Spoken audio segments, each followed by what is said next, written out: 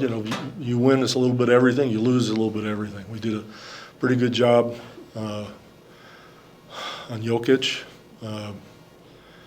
but I thought we competed well all night long.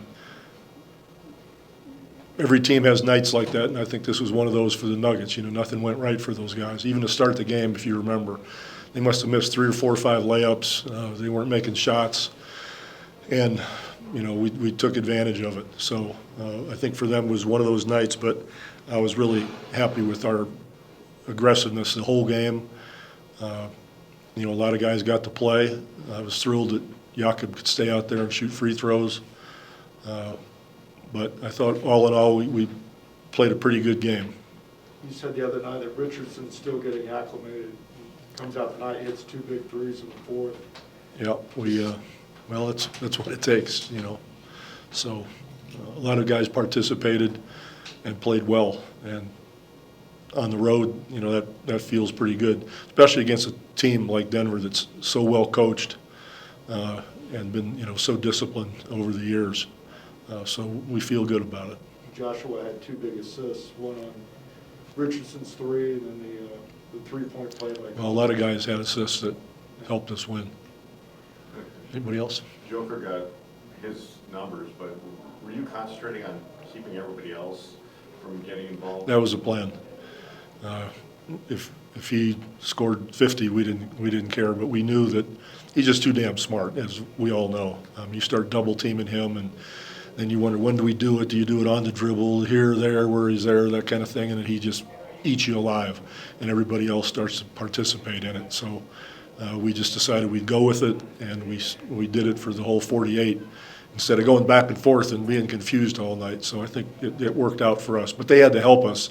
I don't think they had a great shooting night. I think that's pretty obvious. I didn't look at the stats, but after injuries, COVID, trades, this group's on the cusp of securing the play-in berth. What does it say about their resilience? Well, we're just playing every game. The old trite thing. We got a game on Thursday, and we're going to play that. Not worry about anything else. It's not like we're world beaters. Okay. All right, thank you. Looking over that box score, pretty good. What stands out?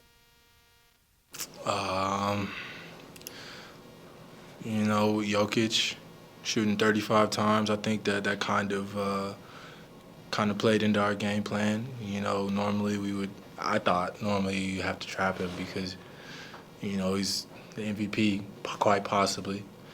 But I think the big guys did a commendable job on him. I think he had 34 in the third quarter. He ended with 41, so I think they get a good job just trying to contain him. I mean, you can't stop him. He's unguardable, but I think we did a pretty good job of just keeping everybody else out of it and just staying with our matchups there. And fast break points, I think we did a decent job of slowing them down. I think they're one of the best fast break teams. And 17 fast break points when I think they went on a run that third quarter when they had like 9 straight. So I think we did our job there mostly. You had 2 big 3-pointers in the fourth. And then, to kind of put them back down on their heels a little bit.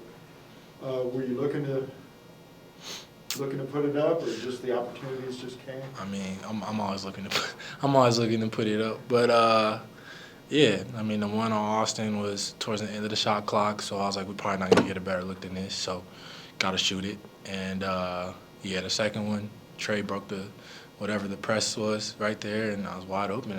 You gotta shoot those. So I'm shooting with confidence, even after last game when I didn't make it 3, I was 0 for 6, but. Yeah, it's all about bouncing back and not getting on that emotional roller coaster. Speaking of Trey, double-double, 2 straight games with 0 assists, turnover-free games. Is that, you guys just expect that from him? He's so steady filling in for DeJounte. I mean, look at what his brother's been doing. It's the same thing. Tyus has been one of the best assist-to-turnover ratio guys in this league for a couple years, and, Trey's no different. Floater is nice. He gets to his spots. He's a pest on defense, and he just competes, And so you can't really ask for much more from a guy than those things. So he's been great for us. Primo also had 2 big assists before he set you up for one of the threes, and then he found Zach on that pick and roll for the 3-point play. Is that impressive, just to see a 19-year-old kid? Yeah, with him, I'm just impressed to see, his mental growth. His confidence is growing. Every day I try to instill that in him because, I can see it.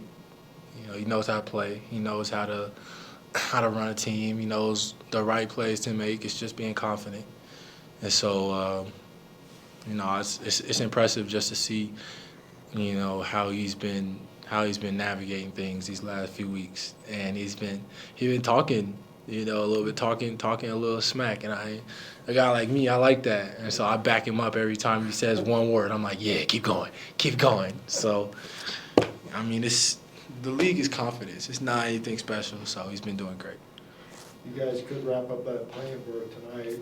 Are you looking beyond that, looking at that number 9 seed? I'm looking at Minnesota. I know we play the Timberwolves next. They got a good team.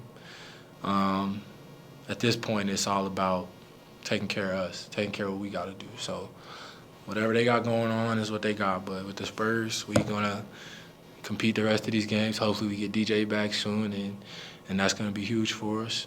DJ, we miss you, bro. And we're going to go from there. How much discipline does it take to not try to stop Jokic and make sure that nobody else is getting there? A lot.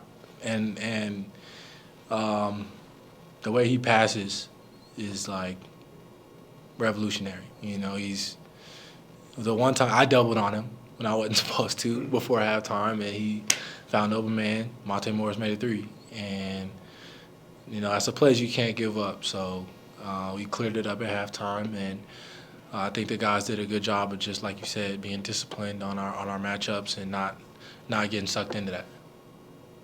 Thanks, Josh. Thanks, Jim.